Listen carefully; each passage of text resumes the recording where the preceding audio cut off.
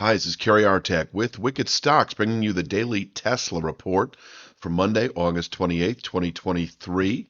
Before I click through the charts, just as usual, I want to encourage you to please click like if you haven't already and become a Wicked Stocks YouTube channel subscriber. Also, if you would, share the content with friends and colleagues and check out wickedstocks.com, where we offer a full suite of both daily and weekly analytical videos just like the Tesla report, daily analysis in the SPY, the triple Q, weekly analysis in the S&P 500, the NASDAQ 100, and the long bond ETF, the TLT, as well as two individual stock picks a week that you never see on YouTube that cater to the 3 to 5 week swing trader out to the 3 to 5 month near term investor. We're always looking for 20% moves at least on those underlying stocks, and we offer a 5-day free trial up front. So if you sign up for wickedstocks.com, you've got 5 days to check it out. And if you don't like what you see, you can bow out at no cost to you whatsoever. So let's get on with the Tesla charts today. Start with the big picture, work our way into the day itself, of course. Just to remind you that we came off of meaningful longer-term resistance. I call it mid-term resistance. It is right now a 7-8 month channel top at 306.13 that we tested quite a bit in June, July, and even pushed through it substantially 1 week, but did not close below it. We backed away while we were testing it. I was reminding you, of course, that within a month or two, you should respect the possibility for this market to fall back to channel support, which we did a couple of weeks ago. This week on the weekly chart at 219.12. On the daily chart, that comes in at 218.19. But before I leave this chart, I just want to remind you that we can now, over the next, it's an estimate really, but over the next 2 to 3 months, claw our way back, if you will, to the 306.13 channel top. Now, they don't look like the same formation, because they're not exactly. If I'm to draw the channel top properly, I'm using the January low against, I think that was the May low, and the intermediate high. And then as you draw the channel bottom, you're using the two tops against the intermediate low. So they're not the exact same formation because 306.13 did not hold perfectly. We pushed through it. But if it did hold perfectly, then yes, we would have a perfect channel formation. It gets a little sloppy, but bottom line is I don't see a reason to consider bullish continuation up to 414.49, that November 21 all-time high, unless we were to close above the 306.13 channel top in the next several months, and that needs to be by a 1% margin. Now, I will say that I do think there's a decent case to be made that having settled above this 18-month channel top that we did settle above 3-4 months ago, that we can eventually make our way back to the 414.49 high by some point next year. It would be accelerated with the settlement above 306.13. But back to the channel support, 219.12 on the daily chart comes in at 218.10 and climbing.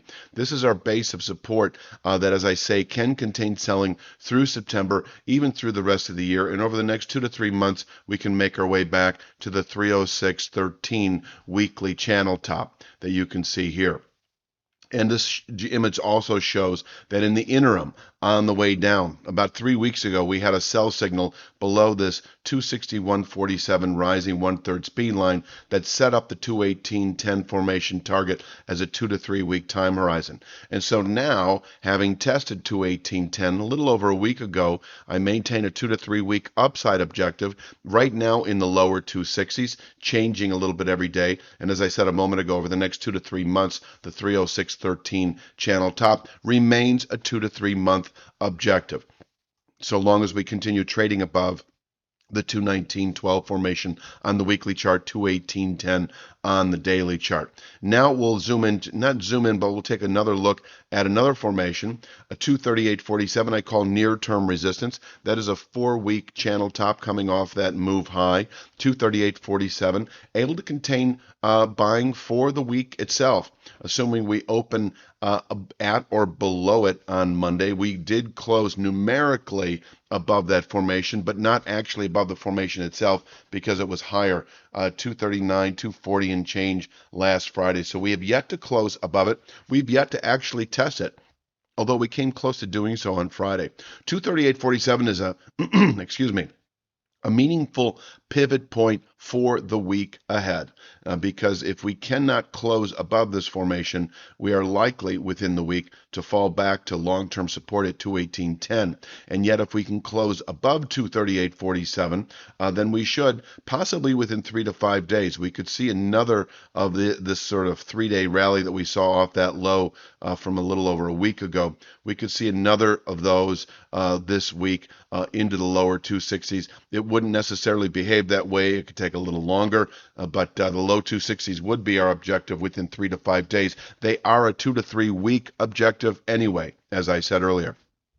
So that is, let's talk upside from here. Assuming we open above 238.47, the market shows a bullish posture right out of the gates. I have minor points on the way up.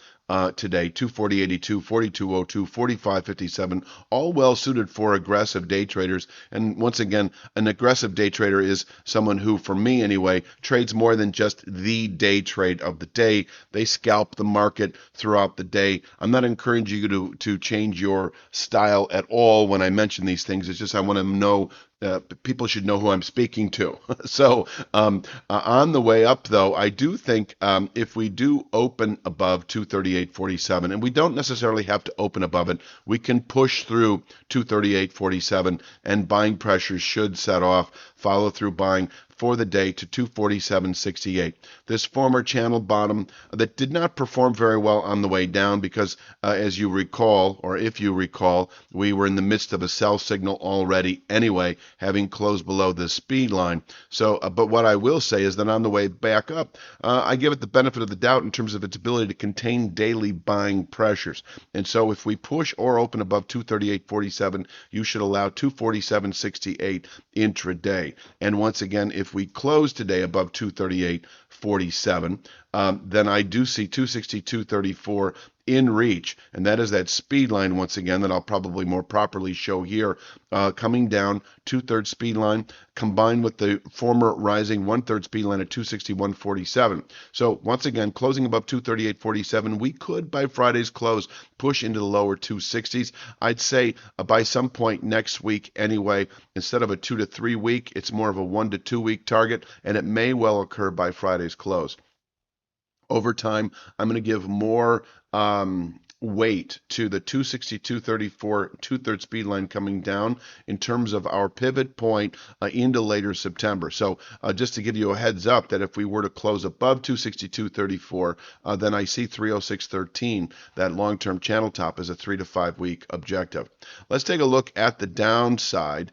I've got 226.01. This former trend line has performed pretty well last week in containing daily selling pressures. It's still a session containment level. All the levels on the way down are all the minor points have been carefully chosen as usual and can contain intraday activity. And by that, I don't consider them to be intraday pivot points as I would an intraday containment level. Just able to contain, I don't know, it could be a 10-minute low or high. It could be a half-hour low or higher. It could be a better part of the day. Sometimes they do behave as stronger intraday containment levels. But I will say that if we do close today below 226.01, we should fall back into that 218.10 to 219.12 region tomorrow. So closing below 226.01, there's no, if you're a day trader, or I should say more of a 3 to 5 day swing trader, if you carry positions overnight and we close below 226.01, no good reason to be long into Tuesday, because I do think that on Tuesday we should then test that 218.10 longer term channel bottom once again. And inversely, if we close above 238.47 today and you carry positions overnight, there's no good reason to be short this market if your time horizon is anywhere from 3 to 5 days out to 1 to 2 weeks. Because if we close above 238.47, once again, 1 to 2 week rally at the most could be this week into the lower 260s, where I might add, excuse me, we can top out for not only a week, but quite possibly into later September, and from here fall off again to 218.10. 218.10. That's why I give the 306.13 upside objective, excuse me, 2 to 3 months to play out, because we can top out in the low 260s for more than a week on the way up. Now, I'm wondering, I'm going to quickly go into, I just hit the 10-minute mark, and I don't really like to do that, but the Monday edition often does go over because of the big picture.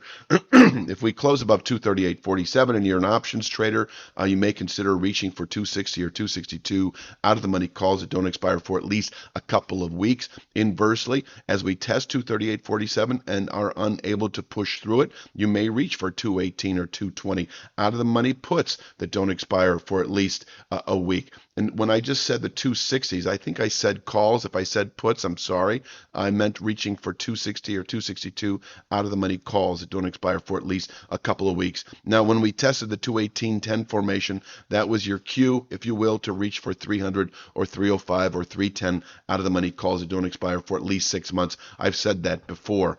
Downside, last thing I'm going to say, and it's not going to happen today, but if over the next 3 to 5 days this market does close below 218.10, we're in a sell signal. If it happens over the next several days, we could unload all the way back to 200.55 by Friday's close. I don't expect that scenario. I'm just kind of giving you the worst case.